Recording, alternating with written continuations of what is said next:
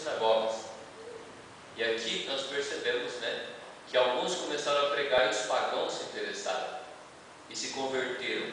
E eles começaram a ficar assustados. Nossa, os pagãos estão se convertendo, estão recebendo o Espírito Santo, né?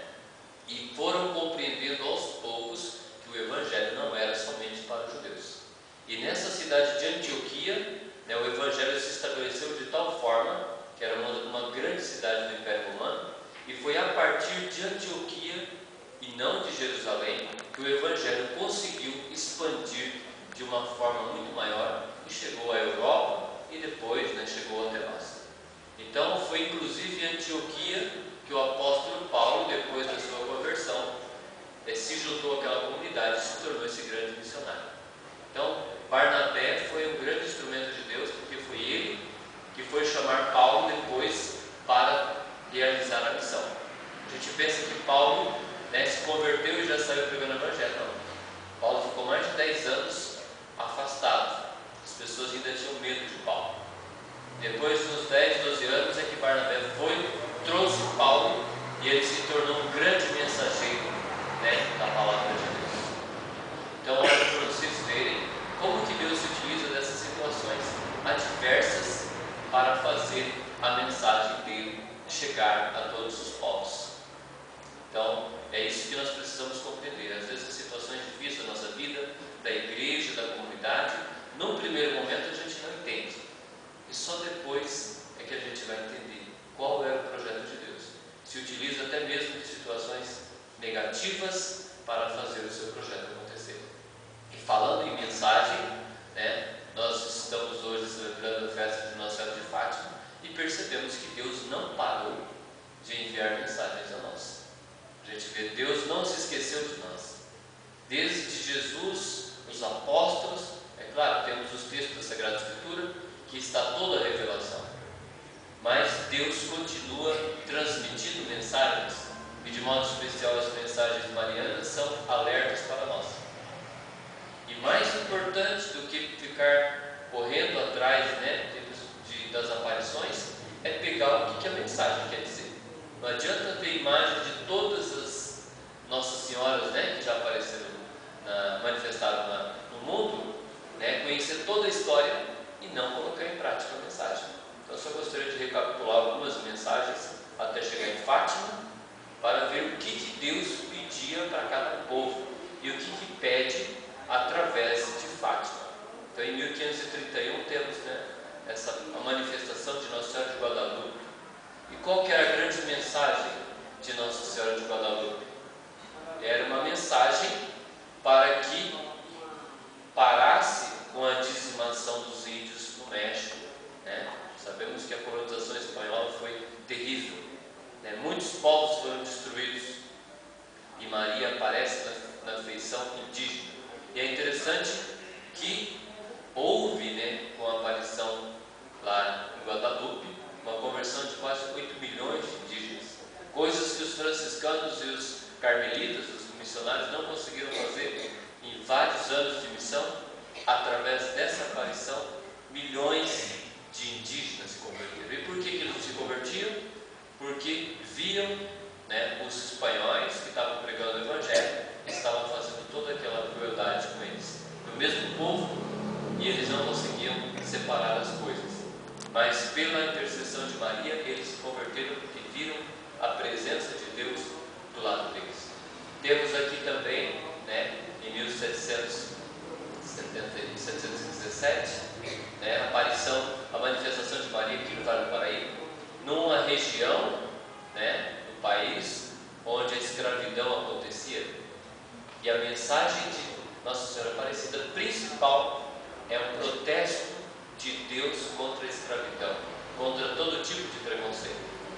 E assim vão acontecendo as aparições, e o importante é a gente pegar essa mensagem para nós do Brasil, de modo especial do Vale do Paraíba, o que Maria quer dizer. Então vamos procurar, né? Graças a Deus avançamos muito, mas Deus deixou bem claro através de Nossa Senhora Aparecida que Ele é totalmente contrário ao preconceito, ao racismo, à escravidão. E agora, em Fátima, né, em 1917, qual a mensagem? Em que momento da história Fátima se manifesta, né, Nossa Senhora? Estava faltando um ano para o final da Primeira Guerra Mundial, de 1914 a 1918, uma Primeira Guerra que já causou um grande estrago na Europa. E Maria se manifesta a 3 crianças pedindo a paz. E como se conseguiria essa paz? Através da conversão, através da penitência, através da oração e o abandono da imoralidade, que era uma das preocupações de Nossa Senhora, quando apareceu as crianças em Fátima. E disse, né, teve a visão do inferno também, disse que se não houvesse a conversão aconteceria uma segunda guerra ainda pior, o que infelizmente veio a acontecer. Né, no terceiro segredo falava, né, da morte do Papa, mas as mensagens, né, até o Papa Bento explica que são alertas. Se não se converterem, pode acontecer isso. A Guerra Mundial, a segunda, acabou acontecendo com toda a tragédia que ela significou. Mas o Papa, né, João Paulo II, atribui a intervenção de Maria ele ter sido poupado daquele atentado lá na Praça de São Pedro. Inclusive colocou, né, a bala que foi tirada do seu corpo na coroa de Nossa Senhora de Fátima. Então nós também, a mensagem de Fátima continua muito atual para nós. Né? A gente vê tantas coisas acontecendo, guerras entre países, mas principalmente a guerra, né, muitas vezes entre as pessoas da mesma família, numa mesma cidade. E essa guerra só vai terminar, não quando a gente tirar todas as armas das mãos das pessoas, mas quando a gente desarmar o coração. Não adianta tirar todas as armas se o nosso coração estiver armado. Então, a mensagem de Fátima é muito atual para nós hoje e que nós possamos, né, ser os primeiros a colocar em prática o que Maria pede em Fátima. Né? E através da conversão do nosso coração é que nós vamos começar a construir a paz, a partir de nós mesmos e a partir de nossas famílias. E falando em famílias, né, eu encerro com uma pequena frase de Madre Teresa de Calcutá. Um dia um jornalista encontrou a Madre Teresa de Calcutá, uma pessoa que sempre luta pela paz, e perguntou para ela: o que nós podemos fazer para ajudar na paz no mundo, na construção da paz no mundo? Ela disse: comece indo para a sua casa e amando a sua família. Então, é muito fácil, né? Se a gente conseguir amar os nossos familiares, as pessoas que estão próximas de nós, nós já estamos construindo a paz. Não precisa ir do outro lado do mundo para construir a paz, mas ela começa aqui mesmo onde nós estamos.